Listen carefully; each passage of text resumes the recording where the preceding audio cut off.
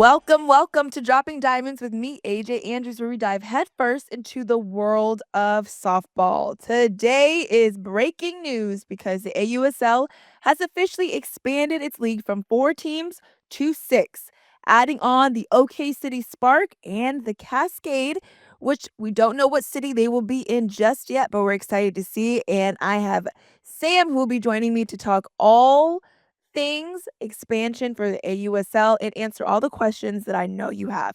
But first, we have to start with our fabulous quote and affirmation for the day.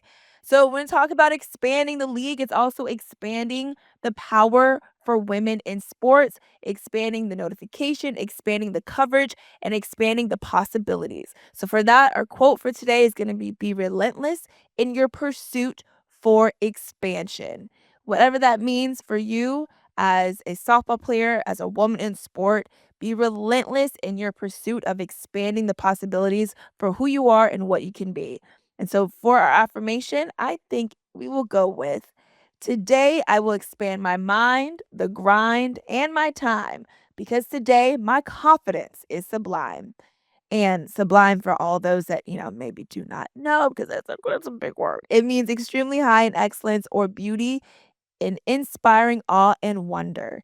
So your confidence today is sublime. It's bigger, it's better than ever, and it's continuing to expand.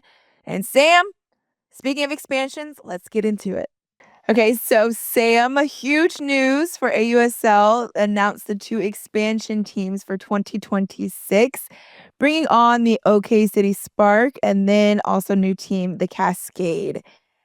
Can you drop where the Cascade is going to be, or is that a secret that will be revealed another time? I love that you open with the hardest hitting question. And I'm going to tell you that will be revealed at a later time. Okay. Dang it, I tried, But I y'all. love that. I tried. I really love that. Okay, well, the 2 teams, what went into the decision of bringing on the OK City Spark? Because that was already a team that lived, and now bringing into the AUSL, being that Oklahoma City is such a huge softball space. It's where the World Series is held. It is where the Olympics will be held in the upcoming Olympics 2028. So when you thought about bringing the Spark, why was that a team that AUSL really wanted to jump in? Yeah, I think for all the reasons that you said, like Oklahoma City, it has been just such a hotbed for our sport from college to now, like you said, the international game and bringing the Olympics here in 2028. But I know that people above my pay grade were also involved in making these decisions of like, what does it mean for us as a business? What does it mean for us in marketing? And we've seen all the athletes that have competed for the Spark, and we want them in playing with us as well. Like there's some amazing players that we're excited at having the opportunity to bring them over. And I think it was just very much a a show of, all right, we see pro softball as it is now. We see the where we want to go, and I think this was a huge step in accomplishing the goal of getting closer to where we want to be as a sport professionally. We got the OK City, all the talent on that team, and then the Cascade. How many players will each team now hold now that there's 6 teams? Does it stay the same or does it expand? Each team will stay the same. They'll have 16 players with a minimum of 5 pitchers each. Okay.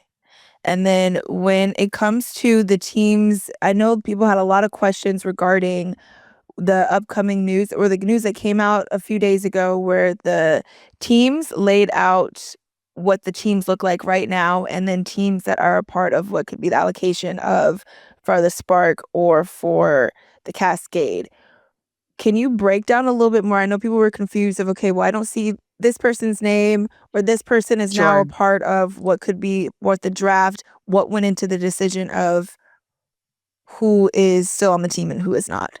After the 2025 season, the teams were given the opportunity to evaluate their teams and to see, who do they want to retain, who do they want to release and let go for opportunity elsewhere. And so those players now have the chance to opt in and be in a pool that they can be drawn from by all 6 teams. So the other piece of it is, teams needing to make room for the expansion for the college draft. We all know that the 2026 class is like insane and enormous. So that's upcoming. So a lot of factors came into how they are looking at their rosters now. And the expansion draft will be only the two expansion teams will only be drawing from the rostered, unprotected AUSL players. And if a player is not, so for example, AJ, if you're on the Blaze and the expansion teams do not draw you, you will remain on the Blaze. So that's kind of how that's working with those rosters, if that answers your question. Mhm. And so then if you didn't see someone, I know I just looking through the comments and people say, I don't see so and Sure. so's name. I don't see so and so's name. Does that mean that they were released, but then they opted out of being a part of the allocation draft? It might mean that they just haven't opted in yet. We're giving players up until November 24th to decide to opt in. So it could mean anybody who played with us in the AUSL, if there was a player that was, removed from a roster or not retained by their team, I sent them the opportunity to opt in. So it very well could be they just have not signed up yet. Okay. And so then if and when you do opt in, then you are a part of the individuals that can be drafted to either of the 6 teams and Correct. especially the Cascade. Does Cascade get, Yes. I mean, how many is it the same amount of people each team can draft, or just say like the Cascade, a brand new team that has no one, get a little bit more? So the Spark are actually also in that boat. Both teams, the Cascade and the Spark, are starting with 0 players. Oh, So okay. their first players on their rosters will come from the expansion draft. So that's how I'm like visualizing it as like just pulling over to like even out those rosters, and then everybody has a chunk of people on their team, and then they'll go into the allocation draft and draw from there. So the Spark players, if they choose to opt in, sign up for that, all of them will be going into the allocation draft and be Oh, okay. available there. So yeah, so both teams have 0 players and they will be drawing. We're saying that they can have between 6 and 8 players on their roster after the expansion draft. So they can choose to stop after 6 or they can go all the way up to 8. When you say they can have 6 to 8, oh, they can, as far as before the draft or the 2026? As far as the expansion. So when they enter the expansion draft with no players, Mhm. they can come out of the expansion draft after they go through it with between 6 and 8 players. Okay. So at Does the that end does that of make the sense? yeah, at the end of the draft, the Cascade and the Spark will have 6 to 8 players at the end of Correct. And then allocation. all 6 teams will go into the allocation, and they can have a variety because we've told the teams is that they need to draw at least 2 from the college draft.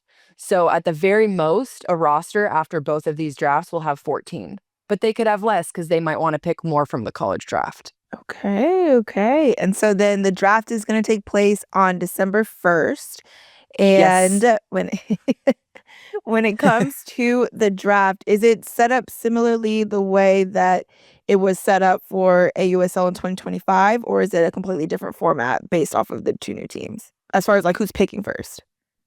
Yeah, I think the goal is to have like the golden ticket and those things happen again.